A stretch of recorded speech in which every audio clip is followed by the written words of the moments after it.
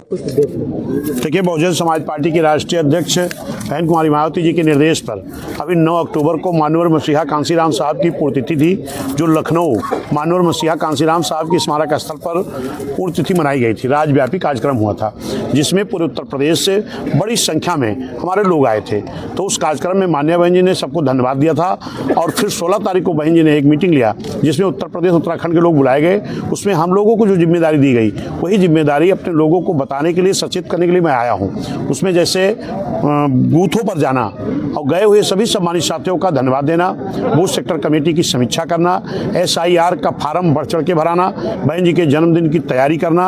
और 6 दिसंबर को बाबा साहब की पुण्यतिथि है, जिसमें पश्चिम के 6 मंडल के लोग नोएडा में रहेंगे और इधर अवध के और पूर्वांचल के और बुंदेलखंड के 12 मंडल के लोग लखनऊ में जो बाबा साहब का पार्क है, वहाँ पर हम लोग पुण्यतिथि मनाने का काम करेंगे 6 दिसंबर में, जिसमें भी बढ़ चढ़कर हमारे सभी लोग पहुँचने का काम करेंगे। बड़ी संख्या में लोगों ने आज बसपा ज्वाइन किया। निश्चित है कि आज भारतीय जनता पार्टी, समाजवादी कांग्रेस पार्टी को छोड़ करके हजारों लोगों ने बहुजन समाज पार्टी की सदस्यता ग्रहण की है। और इसका कारण है कि उत्तर प्रदेश की आम जनता ने 7 से 12 तक मान्या बहन जी की सरकार को देखा है, 12 से 17 तक समाजवादी को देखा था और 17 से अब तक भाजपा को देखा है। बहन जी की सरकार में हर समाज का विकास हो रहा था, उत्तर प्रदेश में अमन चैन कायम था, कानून का राज चल रहा था, नौजवानों को रोजगार मिल रहा था, किसानों को गन्ने की अच्छी आय मिली थी, हमारे छात्रों को अच्छी शिक्षा मिल रही थी। लेकिन आज क्या हो रहा है, आम पब्लिक देख रही है। 7 से 12 तक जो सरकार का बहन जी ने सरकार में काम किया था, जो विकास प्रदेश का किया था, उसके बाद की जो सरकारें आई, उसमें चाहे जियाउल हक जी की हत्या हुई हो, जो समाजवादी की गवर्नमेंट रही, चाहे हजरतगंज जैसे चौक में सीओ जैसे अधिकारी को बोनट बैठा के घुमाया गया हो, इसका मतलब पूरी तरह जंगल राज कायम था।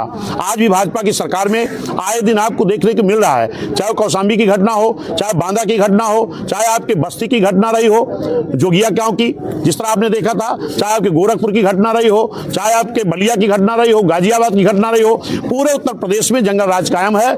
इसलिए उत्तर प्रदेश की सर्व समाज के लोग एक जनता का गठबंधन तैयार कर रहे हैं बहन जी को लाने के लिए। सपा के लोग आरोप लगाते हैं कि बसपा का नारा है सर्वजन हिताय सर्वजन सुखाय, और भाजपा का भी नारा है सबका साथ सबका विकास।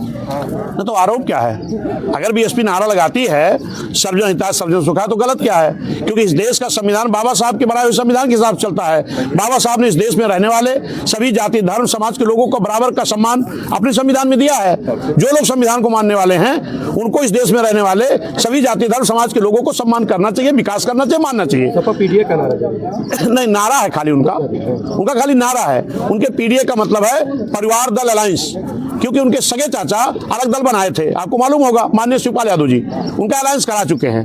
अभी उनके सगे छोटे भाई की वाइफ भाजपा की महिलाओं के उपाध्यक्ष, उनका अलायंस करना बाकी है।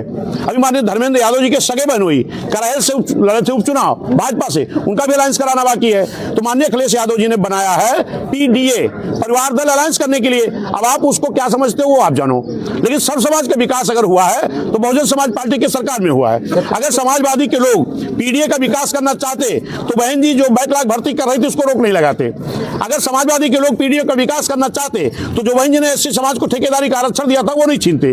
अगर PDA के लोग सब समाज का विकास PDA के लोग चाहते तो जो बहन जी ने अधिकारियों को प्रमोट किया था उसको डिमोशन नहीं करते। बहन जी जो प्रमोशन के आरक्षण का बिल लाई थी, अगर PDA का विकास चाहते तो उस बिल को नहीं फड़वाते। अगर PDA का विकास चाहते तो बाबा साहब के नाम से बने जिले भीमनगर को बदल करके संबल नहीं करते। अगर PDA का विकास चाहते तो मानवर कांसीराम साहब के नाम से बने जिले को बदलकर कासगंज नहीं करते। अगर PDA का विकास चाहते तो कुर्मी समाज में जन्मे, पिछड़े समाज में जन्मे, आरक्षण के जनक छत्रपति साहू जी के महाराज के नाम से जो सुल्तानपुर से अलग जिला अमेठी बना था, उसका नाम छत्रपति साहू जी नाम रखा गया था उनके सम्मान में, उसको बदलकर अमेठी नहीं करते। 2027 विधानसभा चुनाव निश्चित है, मान्य बहन जी ने जो रणनीति तैयार की है उस पर हमारे कार्यकर्ता मेहनत से काम करेंगे। 2007 के तर्ज पर एक जनता का गठबंधन बना करके SC ST OBC मुस्लिम समाज और न्याय पसंद ब्राह्मण क्षत्रिय वैश्य समाज और जो अन्य अल्पसंख्यक समाज हैं, इनका एक जनता का गठबंधन बूथ स्तर पर तैयार करके 2007 के तर्ज पर 27 में पुनः बहुजन समाज पार्टी इस देश के सबसे बड़े प्रदेश उत्तर प्रदेश में पूर्ण बहुमत की सरकार बनाने का काम करेगी।